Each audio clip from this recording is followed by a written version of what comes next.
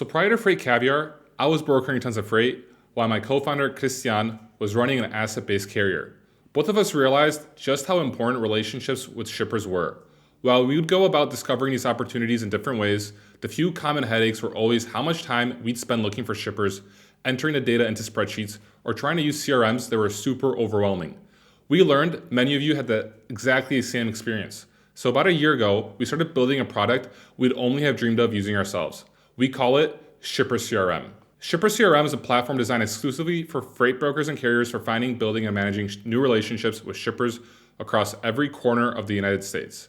Every week, our shipper database gets updated with new fully researched shippers, giving back your sales team thousands of hours each year so they can focus on the important part: building successful shipper relationships. Go to shippercrm.com now, apply with your MC number for access to start discovering thousands of shippers and our amazing relationship management tools. So yeah, rates for us, from what we're seeing across the lanes that we use, have dropped significantly.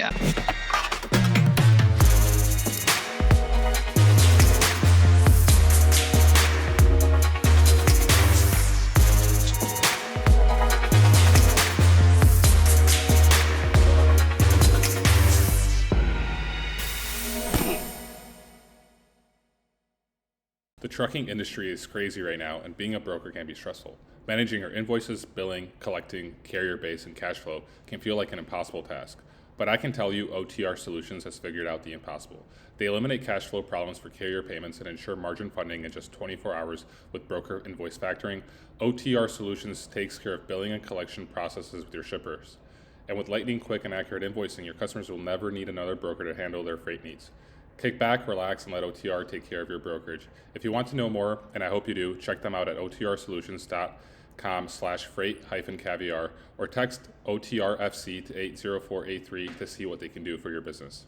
We've partnered with Ascend TMS, the world's most popular and top-rated transportation management system. It's the ultimate tool for all your freight needs. You could use our referral code RA-FreightCaviar! To receive 3 months of Ascend TMS for free. It only takes 20 seconds to sign up and no credit card is required. You can click the link below to learn more. Thanks for tuning in to another episode of the Freight Caviar Podcast. Today's guest is Mark Riskowitz, the VP of Operations at Caraway Home. Mark, thanks for joining us today. I do want to get an introduction from you. Can you tell us a little bit about yourself and what Caraway Home is? Of course. Well, firstly, thanks so much for having me on the pod. I appreciate the time and always happy to chat everything freight. So I'm Mark, the VP of Operations at Caraway. What is operations? For us, it's supply chain, customer experience, and a couple other areas.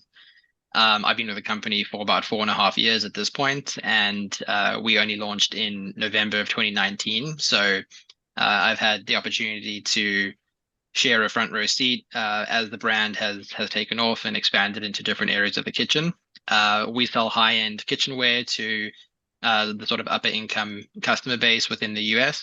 We manufacture product overseas with contracted manufacturers in China. We import into the US and we sell through a number of different channels, D2C being the predominant one, but through Amazon, retailers, both in-store and dropship alike. Very interesting. I do want to, get this question out of the way because a lot of our listeners are freight brokers. And I'm guessing freight brokers probably reach out to you all the time soliciting business. Probably, most likely. Do you get that? Do you get like solicitation from freight brokers? And like, how does that work? Because I know that you are technically a shipper, but you don't really work with freight brokers. Can you kind of like dive into that? Yeah, absolutely.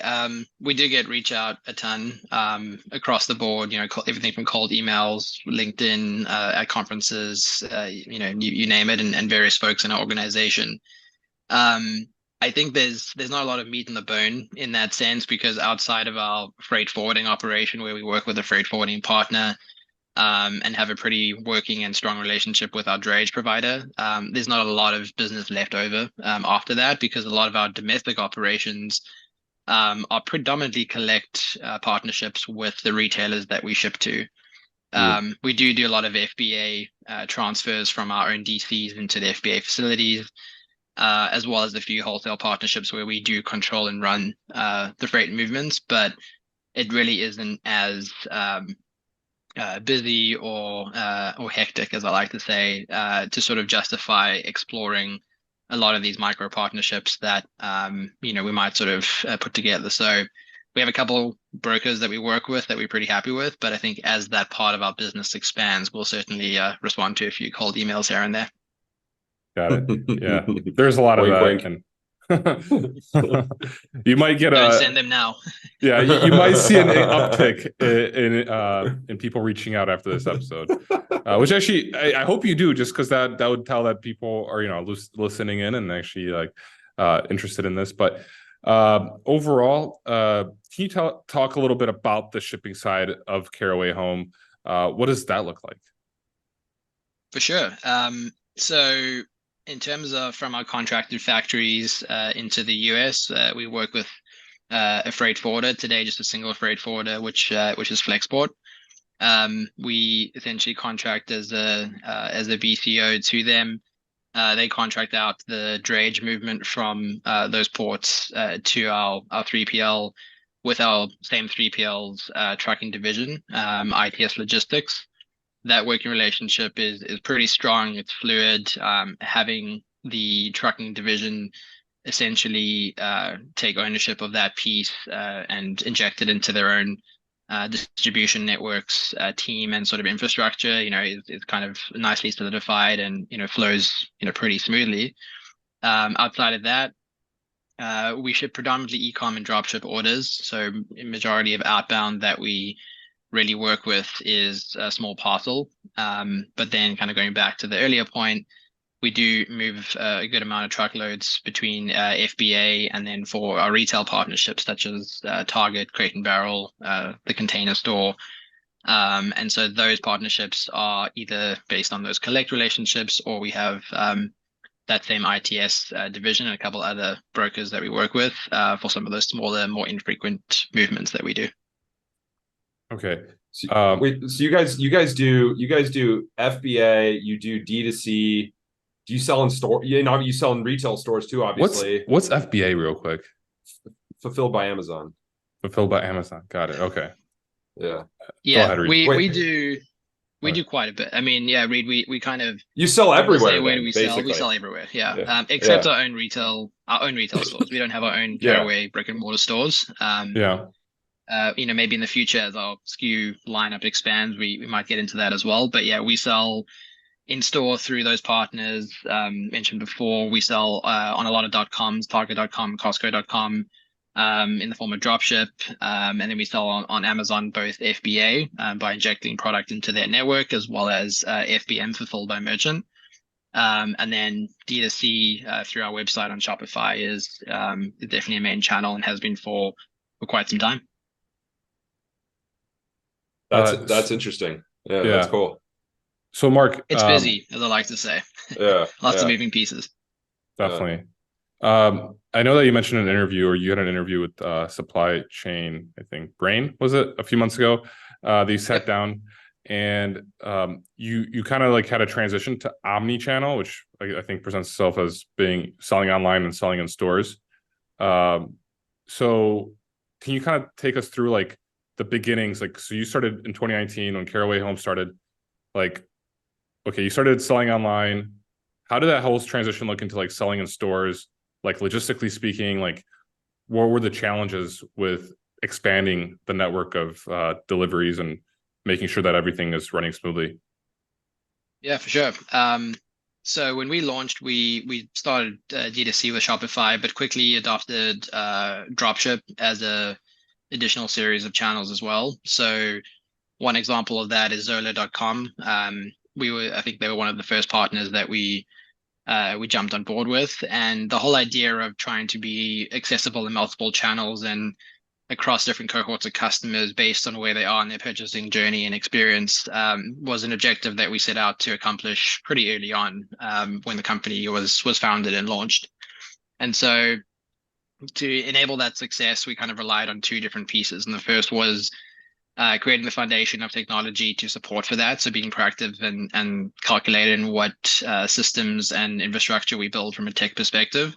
And then the other side of the coin was in working with the right supply chain partners, specifically our 3PL, to ensure that they, from a physical standpoint and distribution standpoint, could support that as well. So those are the two pillars that we sort of led this sort of ambitious journey with. And as we started partnering up with a few different retailers, like Target, for example, we did a lot of tests and trials. We really, curated the partnership to make sure that our operations could support it and we weren't jumping ahead too quickly, too far. And over time, we just started building those bricks and really just leveling up the house as we, moved along and started to work with more and more partners. Very interesting. You guys have a lot of products. Hey there, amazing listeners. If you're enjoying what you're hearing on our podcast, we need your support. It will only take a moment, but it would mean the world to us. Please make sure to hit the like button on this video, subscribe to our channel, and don't forget to share with one of your friends that would enjoy our content. Your engagement helps us reach more people and bring more awesome episodes to you. Thanks a million, and thanks for being part of the podcast community. We do. We've launched quite a few things in the past 3 or 4 months. Go to carawayhome.com if you'd like to check them out. I'm here. I'm here right now, man. You guys have a lot of stuff, and it's high end, right? It's like good quality stuff. Yeah. It's very high end. It's premium kitchenware. It's a safe alternative to a lot of options on the market today. We really are trying to bring non-stick performance in various products at a safer level. We don't use any PFAs, PTFE, Teflon, anything like that.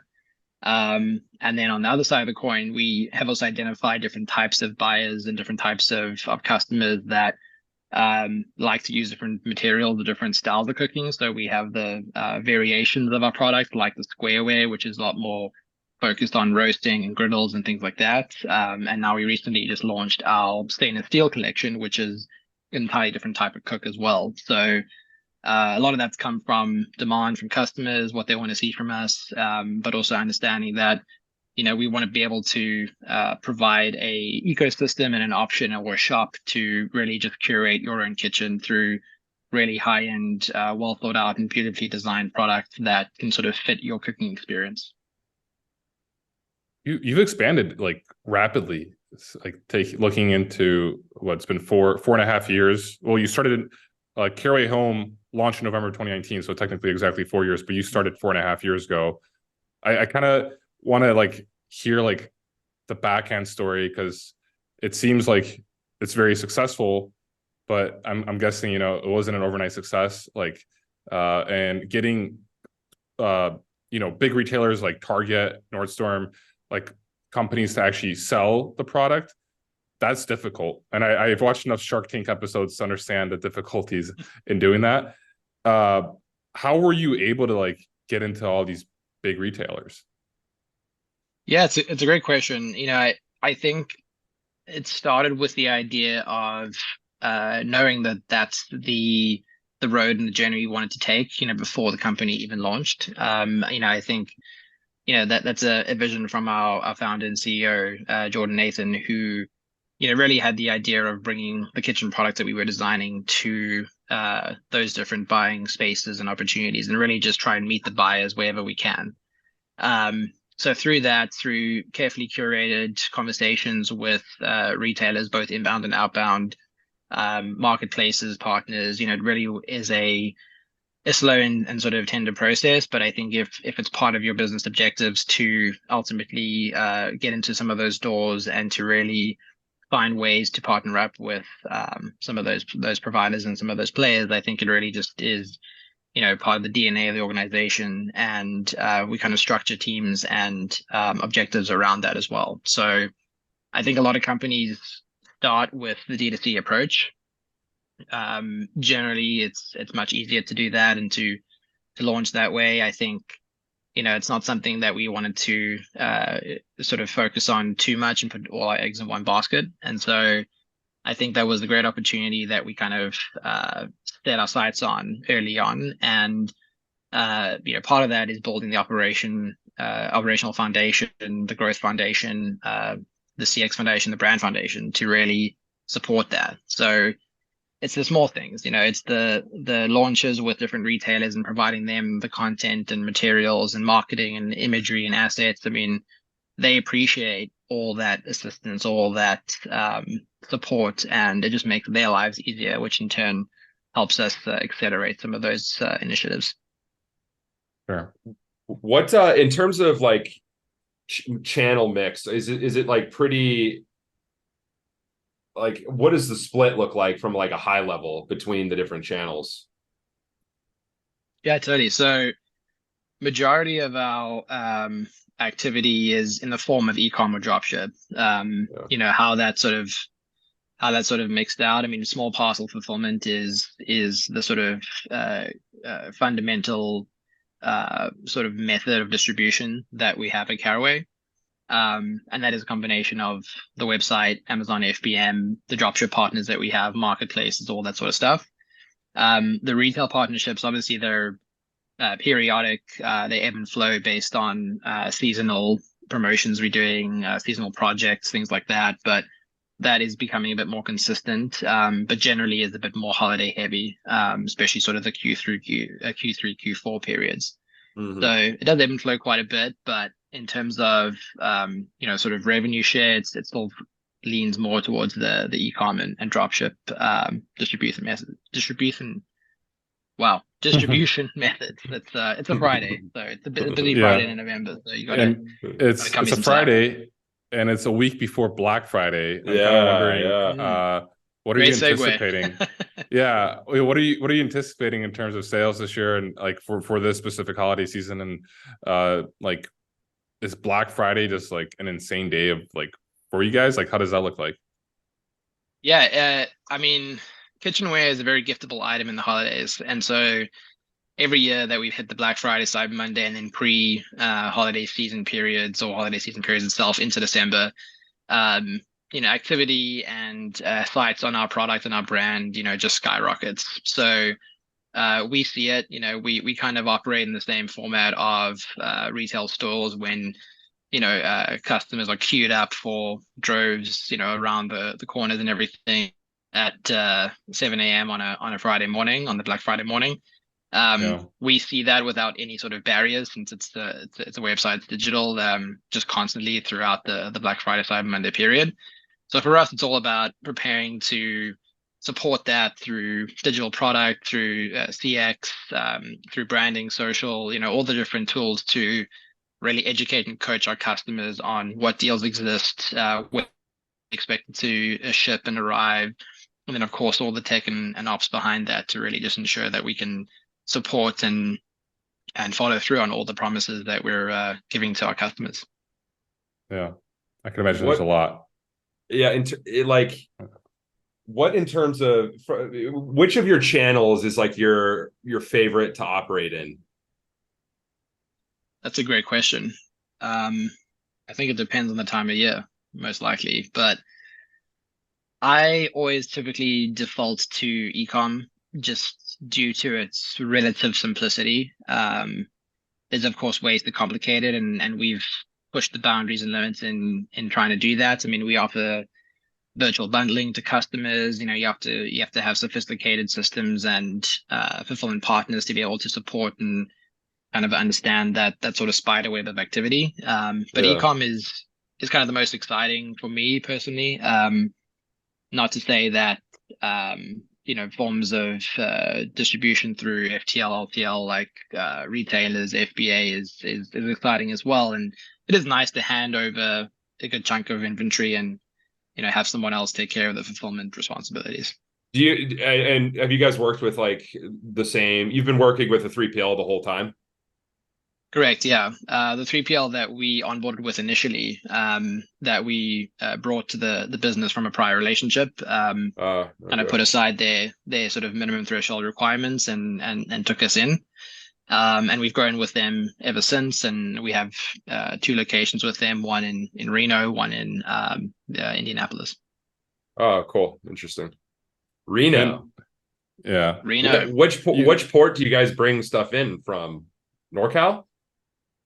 Yeah, Oakland predominantly for the Reno sites. Okay. I mean, if you asked me this 2 years ago, any port that would take any box at that point in time. That must have been crazy. So we did do some Long Beach, LA, and trade up from there when we had to, you know, from those from SoCal up to Reno, which was a lot of fun. but Oakland predominantly for Reno, and then for the Midwest, we either bring it into Long Beach and rail, or my favorite lane is Prince Rupert, and rail through Canada to the Midwest to Chicago. Okay, so through Canada into Chicago. I'm guessing that's CPKC maybe running that. Yep. Okay, cool. We went to the Blackhawks game last month in Chicago because CPKC invited us. Well, through Reed's friend, our friend Rob. And then Fantastic. Yeah, and then you also did mention ITS Logistics, if I'm not mistaken. Yes. Mark, right? Okay. They actually came to our happy hour, Reed. Well, the VP of marketing came to our happy hour when we had it in Chicago. Oh, Patrick? Patrick, yeah. Patrick came. Oh, yeah. Yeah. Patrick and I have a fantastic relationship. He's awesome. He's a wonderful guy, and we anytime we get to see each other in person, we always bond and have a good time. Awesome. Yeah. They had a booth at the JOC conference in Chicago. And so we had a happy hour that the same day in Chicago. So he came by with some people from ITS. And then I got to talk to him for a while. So yeah, great guy. That's very cool. In terms of freight forwarding, I kind of also want to hear your thoughts. What's going on overall in like the shipping world? You did mention 2 years ago you were bringing, I guess you were bringing loads in from Long Beach, LA, up to Reno. Right now the situation has calmed down. Rates have dropped. What are you looking in terms of right now? Like, are the rates still at the bottom? Have they gone up a little bit because of peak season? Can you talk a little bit about that? Absolutely. It's probably one of my favorite topics to talk about, because when you can, witness cost savings that really don't have much to do with your control at all, that you are just benefiting from and reaping all those lower margins from as time goes on, it's always exciting to chat about. So I think the past couple of years, I mean, what a whirlwind things have been. It's crazy to me to still look at a freight index of a TEU or 40-foot from anywhere overseas, the Trans-Pacific rates and how they've changed over time, and in such a short space of time, the sort of condensation and how things have been compressed to just a matter of months in certain cases. So yeah, rates for us, from what we're seeing across the lanes that we use, have dropped significantly back to pre-COVID level rates that we at least are seeing in quotes today. And I think that we're definitely taking advantage of that by adopting a little bit more risk here and there. If we need to round up certain purchases and buys from a stock position standpoint, now's the time to do so, especially when we don't know what the next 6 to 12 months holds. As I'm sure we've all been proven wrong a number of times over the past couple of years. So yeah, we're enjoying the market at the moment. Service levels are looking fantastic. Delays, I don't want to jinx anything, because I have a habit of doing that, but things are looking pretty good so far. So you're increasing inventory levels in the United States, if I understood correctly. Where appropriate. If we're taking more risk, we have the opportunity to take more risk on some of the inventory buys that we are making, because we are getting the benefit of the doubt when it comes to how much margin we're baking into that landed cost. So only where it's appropriate. We're not doing anything reckless or anything that you wouldn't sort of follow our core model, but it'd be wonderful if that was flipped upside down and we had the rates we have today 18 months ago. But it is what it is, and we're focusing on opportunities. Can you tell us real quickly, Mark, what the price was 18 months ago and what it is now on average? Just like you don't have to give specific numbers, but like more or less. For sure. For the Midwest, at least, it's one of the most expensive places to bring a container into. For us, the all-in price, above the sort of 20-25K range at its peak per container, which is really shocking to say out loud.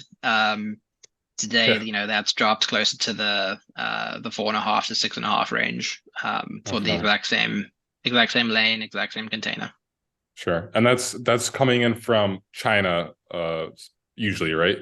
That's like a lane from China to Midwest. Okay. Wow. Yeah. And I always look at things on an all-in basis. I think we can always strip out the drayage movements and accessorials and things like that. But yeah, I mean, obviously all of that's just the constants are those pieces generally, Of course. except when you're racking up some detention or demurrage, as we all know. Yeah. Was that year, I mean, I guess like 2-year period, like what's your takeaway from that? Like what did you learn? Like what's your takeaway?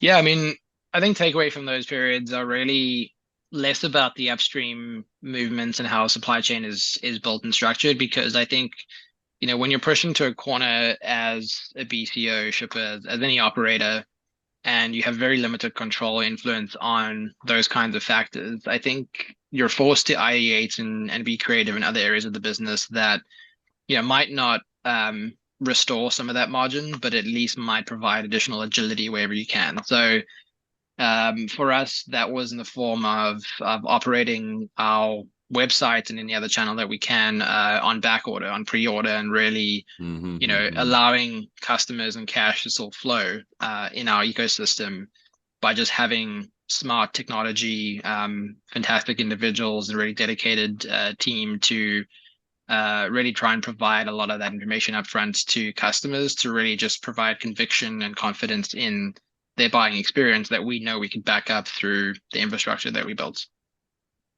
So you were showing things as available, even though they're not at your 3PL, basically. Correct. But you knew you could source it. Exactly. Yeah. And for us, I mean, we tend to only do that once product is on the way. I think some companies go even further upstream and do so, during the early stage of production batches, almost turning it into a bit more of a Kickstarter model. For us, we wanted to have some kind of conviction or some kind of line in the sand that if product's on the water and on the way, we have a high degree of confidence in terms of when that's going to be, arriving on a customer's doorstep or our retail partners' DCs. And so just kind of trying to do our best to perfect the technology and the teams behind that is really what our obsession has been over the past few years. And sorry to keep asking questions, Paul. You're good, Reed. No worries. What's like your favorite, you just mentioned technology. Have you guys basically purchased all your tech off the shelf? Have you built anything yourself? Like, what does that look like? Yeah, I'm a big fan of composable tech, really just trying to find where applicable certain modules or certain pieces of software that you can stitch together in a very efficient way. And obviously, it's easy to get carried away on that sense, but I think having a good selection of 4 to 5 to 6 core systems across your supply chain or order transaction, order management journey, I think is a good number to aim for. And of course, the more that a single system can do, the better. And so for us, we've taken off the shelf systems, but those that are customizable, those that we can use our own resources or third-party resources to connect together and kind of build our own sort of spider web of integrations. But we haven't built any pieces of software in-house ourselves, so that we might sort of naturally graduate into as we continue to stitch things together and find better ways to run the business. But for now, it's really matching that best in scope with the connectivity and being obsessed with how those systems connect to be able to unlock those maximum potential opportunities that you have there. So I just want to add this because I know we talked about it earlier before we started recording. I met one of the founders of UTI, that was a freight forwarder. They got acquired by DSV back in 2015 for 1.35 billion. And it was actually just a random conversation at the business lounge in Copenhagen. I was wearing my Freight Caviar hoodie, and I walk into this conference room, and it's just this guy, and he starts asking me what Freight Caviar is. And then we start talking about the fact that he was one of the founders of UTI. And the reason why they ended up selling to DSV back in 2015 was because they almost bankrupted. They were a publicly traded company, and they had an accounting. They needed to implement accounting software for all 60 offices. They were doing $5 billion in revenue. It was in like 60 different countries, And the CEO decided to create their own software, like accounting software. And it was supposed to cost only 60 million. That was like the target. They were about to purchase off the shelf accounting software for 100 million to implement in all offices and get everything implemented through that system. They ended up spending actually over $500 million on creating their own software. And all the accounting and invoices was a huge mess. Like the customers were leaving because they were getting invoiced a year later. There were just problems with invoicing and accounting all across the board. And because of that, they almost bankrupted. And he was head of growth at the company. And he was very upset at the CEO that they just didn't buy the software. And he like specifically told me, he's like, buy the software, don't build it. I just wanted to throw it in there because I literally had this conversation a few days ago, and it was a pretty interesting takeaway. So I did want to mention that.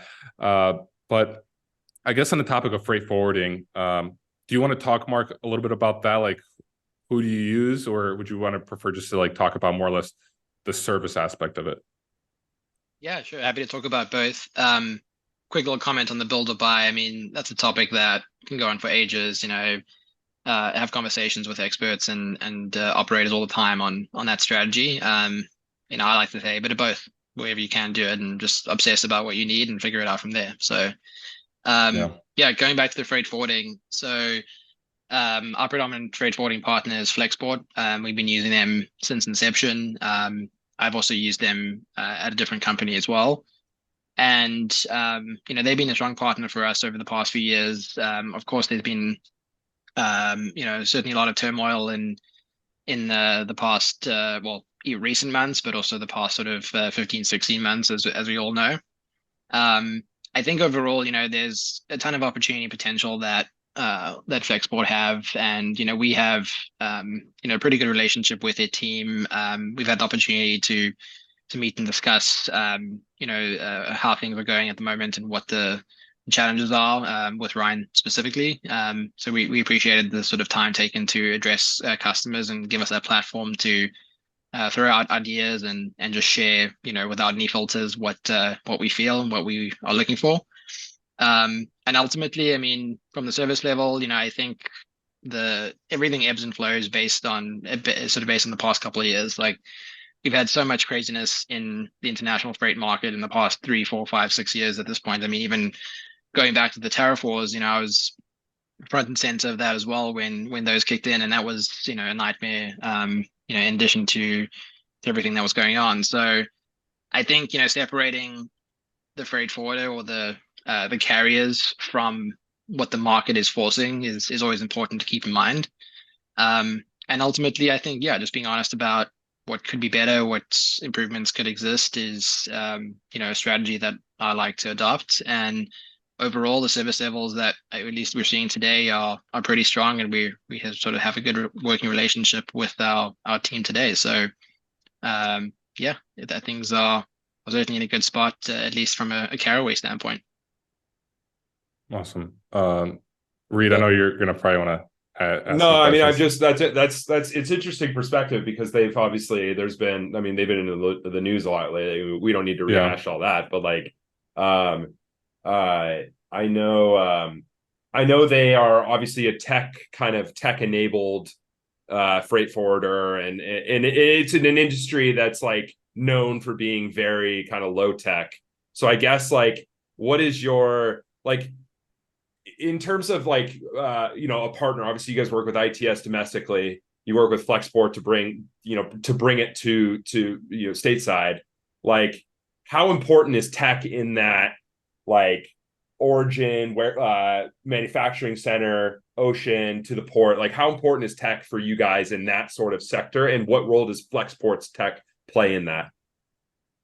Yeah, I think tech is critical, right? I think tech in wherever any piece of technology or software can just provide a measurable amount of efficiency and effectiveness in any part of supply chain, I think there's value. Now, how you measure that value and what that should cost and how it's built into the bigger picture obviously depends. But the more, I think, as a shipper, as a client of any software or any partner, you're obsessed about what the tech can and can't do, and are prepared to find ways to bridge the gaps for wherever you need something to fill a potential workflow in, or if it gets to that. I think is really something that every company should start with, and just be honest and mature about in the beginning. And so I think ultimately the tech that Flexport brings to the table, we use it a lot. It's advanced. It's been a key component to assisting us with that back order strategy that I was alluding to earlier. And I think that we've leveraged the platform and the technology to pretty far lengths, and we're pretty happy and satisfied with it. And I think because we have that mindset of obsession, we know what those gaps are, and we're kind of not caught by surprise in any event if something does sort of fall through the cracks. So visibility and tech that enables visibility for you guys gives you confidence to go and kind of sell when you otherwise might not be able to if it was a little more opaque. 100%, yeah. But yeah. I think having the tech to provide the workflows and automation to do that is one thing. Understanding the data and understanding where there could be those gaps and just being diligent about it is equally as important. So if, for example, you're looking at a shipment or a movement that says it's getting to the port of Oakland on the 18th of November, and the expected delivery into the DC is the 19th, well, be diligent and mature and understand that there's clearly some tech gap or just something that's being omitted in that piece, and work around it or call it out or flag it, and ensure that that's not falling through the cracks to feed ultimately the promises and conviction that you do need to provide on a consistent basis. So it's really a marriage of the two. But from a tech standpoint, I personally don't see anyone having more sophisticated tech or more advanced tech and advanced moving tech than Flexport today. But at the same time, they need to operate. They need to become a extremely efficient and effective freight forwarder, and really put to bed a lot of the reliability and dependency concerns that have been, I'd say, plaguing them for probably a couple of years at this point. Very interesting. Shout out to Flexport. To say, Reed. Yeah. I mean, I did. I think it's cool. I've actually I've never talked to a shipper that actually worked with Flexport, so it's good. It's cool. It's cool to hear. That's awesome. I saw them at O'Hare. I saw the packaging of Flexport on a flatbed trailer at O'Hare in September, and then I saw Ryan was at the O'Hare airport like a week afterwards, like unloading a 747, which was pretty interesting. What are there some topics, Mark, that you find to be very interesting in this space, or something that you, I guess, spend a lot of time on that you'd want to like focus on for like the rest of this conversation? Is there something that you'd want to, like, I don't know, like get out there? Yeah, I mean, I think one of the biggest pieces is I think the visibility to customers, whether that be wholesale customers or end consumers, in how the supply chain operates and what information they need to know, I think is critical. I think a lot of companies don't do enough of that. I think what we've seen over the past few years is that everything is uncertain, but if something is uncertain, it's the responsibility of a company to communicate that to their end customer. And if you have the technology surfaced, you have information in front of you that is potentially putting a message out there that is not too favorable and is not something you're too proud of, figure out a way to communicate that to your customers so you at least set the expectation. I think that's something that I was hoping the past couple of years would sort of force, and I think it has in many cases, but I think we're starting to see a sort of return to the mean in terms of complacency in certain areas. So yeah, that's kind of something that I just believe in. And as a consumer, like, if I order something, I don't know when I'm going to get it. If I can't order it because it's not in stock today, why not? I'm prepared to commit my money at this point. Let me do that. Sure. Over communicate and be honest. Yeah. It's funny. It's funny, Mark, because I sell hats online, and I have a Shopify store, and I source them from like a local embroidery shop here in Arizona. and I never have them in stock. I like ever. And I put in the variant name on Shopify, I put like pre-order like 3 to 4 week-ish delivery time. And I'm so bad about all these things that you're explaining. And then the more I'm like, if this were like a legitimate, that's it. If this were like a legitimate business that I were actually like focusing on, I would be doing all the things you're talking about. But like, I just am, frankly, it's like, I'm realizing how you just have to have things ordered. You have to be prepared and like think ahead. And I just don't do any of that. So it's like a whole new thing that I'm like trying to actually learn about and do. So it's just interesting to hear somebody who's actually good at it talk about it. Yeah, so, I mean, I think a big part of it is all about perspective, but also, you know, the depends on the sizing we're talking about. Like, you know, the last thing I want to do is encourage people to overinvest or sort of over obsess with things that are maybe not as necessary. You know, I think like food and beverage or consumables and necessities, like there's obviously a lot more sensitivity and urgency around same day delivery or things like that. It's, you know, you don't need that kind of obsession when selling furniture. You know, you need expectations, but you don't need same day delivery of a bed when something's happened to the bed, and that's a different story. But yeah, that's so but like when you go to a site and the stuff's always out of stock, you're just like, oh man, like if it's like a product you're really, really like committed to buying, then maybe you're going back and you're going back and you're going back, and that's fine. But if it's like something that's a little more like, okay, maybe I'll just go with this other brand or I'll do something else, then like having stuff in stock is just like key, right? Yeah, I mean, having stuff in stock is key, but having the ability to purchase and commit to it and put that sort of kind of shopping journey to rest by saying, okay, it's not available right now, but it's coming in 2 weeks. So let me purchase it now. Let me tick that off my list and move on with my life, you know, and I'll get it when I get it. Now, of course, this all, you know, is determined on what is the urgency or when do you actually need that specific item. And of course, there's some that you do have to bounce and go to an Amazon or go to your local shop or a different, you know, competing brand. But when it's something that is, especially on the higher end, more expensive, you know, people tend to have the time and capacity to wait and to be patient and to commit to a future date, provided it's accurate. And if you're not offering the opportunity for people to actually purchase when the intent is right there, I mean, you're fighting a losing battle, in my mind. Yeah, 100%. So, Mark, we do to slowly wrap up here. It was actually a great conversation and flew by. I do want to add on this point because a large part of our audience is freight brokers, and you did say that you might be looking potentially in the future to add someone on. I just want them to kind of hear your thoughts on this. Like, what would like a perfect freight broker partner look like? You did mention it just a few moments ago that like I guess the way I translated it was like over communicating and being honest, you know, about ETAs, delivery times, et cetera, like stuff like that. But like, let's say like you get a cold email, cold phone call, you know, they hit the spot, and then like in terms of service and delivery from their part of the service, like what would be like the perfect freight broker partner for you? Like, what would that look like?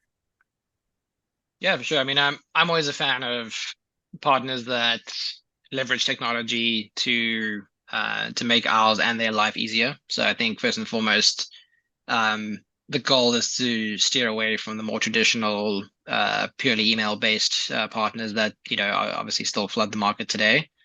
So that's the first thing I'd say. I think the second is that I think just, you know, developing a strong understanding of what our business needs, who we work with. A lot of material and resources are available online. I mean, we have a case study with ITS Logistics. We have many case studies with different partners. You know, our brand is featured on a lot of the supply chain technology partners that we work with. So I think just doing some of that research to properly understand where you could plug in is probably the second thing I would lead with. And then finally, you know, I guess listening to this and identifying that we don't have a problem to solve right now. We have potential volumes that are going to increase, that we want to diversify our carrier mix and are looking for for great partners to add to our existing infrastructure. I think that's crucial to understand, because the most off-putting thing is when a problem is assumed when there is none. And I think that's what we often see in this space. Yeah, that was a great answer. I love that. Leverage technology. Yeah, go for it. Sorry, Paul. I keep cutting you off. You're good. Go for it. Is there a cold email that sticks out in your mind as either really, really bad or really, really good that you've gotten from a freight broker? I mean, yes and yes. Really, really bad. And this is not just freight brokerages, other partners. I've had partners that we've shopped around with and sometimes even actually onboarded, won't mention names, that there's a huge disconnect, I think, in their Salesforce instance or something where they don't actually realize we're an existing client, or at least another member of their team has spent 3 months working through an RFP with us. That those are always the interesting cold emails where you just think, well, if this is happening on a high attention and high sort of concern area, like I don't know if I'd trust my business with this company on the other side, but that's an example of of kind of a poorly approached one. But then on a strong one, I think, just those points of relevance, so I think someone reaching out and pulling pieces of this conversation or pulling pieces from case studies, like doing a little bit of that homework to kind of predetermine and understand that, it's less about what problem they can solve for me and what problems or what building I want to do. I think that's really a cold email, and I respond to those all the time when, they're properly formulated, they have that research behind them, and they're more, suggesting or asking if this is something I'm interested in rather than trying to, jam it down my throat. Totally. I love that. Yeah, that's really good. Yeah. I hate all those automated, cold sales emails. I just delete all of them. I get so many of them too. I get freight forwarders and freight brokers emailing me. Like, they don't even know that I'm a freight media company, and they email me, and it's like, it's crazy. They really don't do their homework. I'll give you guys a fun one. I was at a logistics conference not too long ago, and I had someone come up to me after a panel, and they said, love what you guys are doing. I actually own one of your fry pans, and, we always appreciate the support, hands down. And this individual said they work for a regional carrier. They, family-run business, and they'd love to be a consideration to tender some of our loads. And so I spent time explaining that, like, outside of FBA, which is minimal movements, a lot of our partnerships are collect, and especially on the West Coast, we pretty much just do collect relationships. We don't pay for or control the freight movements at all. And he sat there and he listened, and he seemed to digest. And immediately after that, he says, "All right, well, when you are going to ship to Target, like, what is it going to take to consider us, and what is it going to take to consider using us for those retail partnerships?" And I said, "Listen, my man, I want to just reiterate that we can't change or control that, and we would rather do collect than anything else. Like, do you understand the difference between the two?" And, I'm very polite with these things, and, I understand that there's objectives and there's, KPIs to hit at conferences, especially for biz dev and AEs and everything. But just listen, and just sort of pay attention. That's all we're asking for. Listen. Yeah. That's good. A lot of people don't understand that. Yeah, listen and we'll learn to comprehend. I think that's also people need to learn that. Mark, thank you so much for taking the time to join us today. This was a great episode. I learned a lot. I truly had a great time speaking with you. Reed and I will both be at Manifest, so we'll be seeing you. You will have a panel, if I'm not mistaken, or you'll be speaking, or no? You just be in attendance. I think, I'll be on a panel or two. Still waiting to find out what they'd like me to do participate in. But looking forward to seeing you guys there. We can have a few chats, have a drink or two, definitely. And tell some fun stories.